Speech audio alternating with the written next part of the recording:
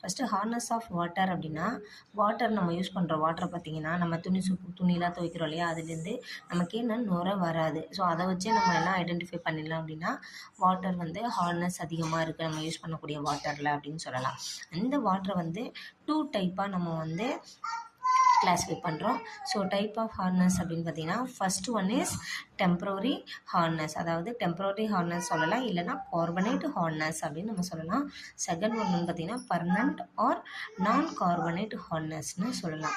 சரிங்களா? So permanent ஹார்ட்னஸை நம்ம என்ன சொல்லலாம் அப்படின்னு பார்த்தீங்கன்னா, நான் கார்பனேட் ஹார்ட்னஸ்.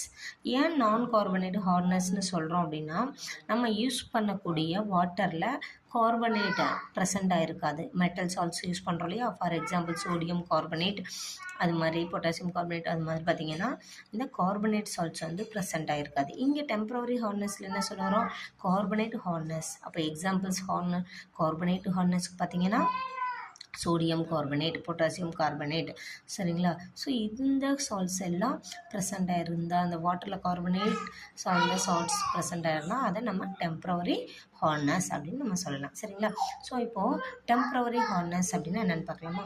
டெம்பரரி ஹார்ட்னஸ்னால் the presence of bicarbonate of calcium or magnesium. இப்போ சொன்னாலே எக்ஸாம்பிள்.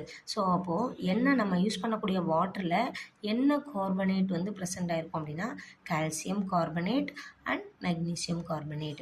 அப்போது calcium carbonate or magnesium carbonate நம்ம யூஸ் பண்ணக்கூடிய வாட்டரில் ப்ரெசண்ட் ஆகிருந்துச்சுன்னா அந்த டைப் ஆஃப் வாட்டரை நம்ம என்ன சொல்லுவோம் அப்படின்னா டெம்பரரி ஹார்ட்னஸ் அப்படின்னு சொல்லுவோம். சரிங்களா? ஸோ இதை வந்து என்ன பண்ணலாம் அப்படின்னா ஈஸியாக ரிமூவ் பண்ண முடியும்.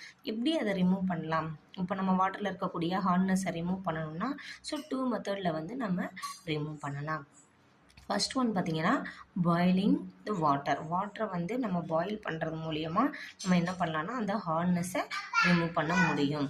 ஸோ செகண்ட் ஒன் பார்த்திங்கன்னா adding of lime to the water. So வாட்டரில் லைம் ஆட் பண்ணுறதுனாலையும் நம்ம இந்த ஹார்ட்னஸை ரிமூவ் பண்ண முடியும்.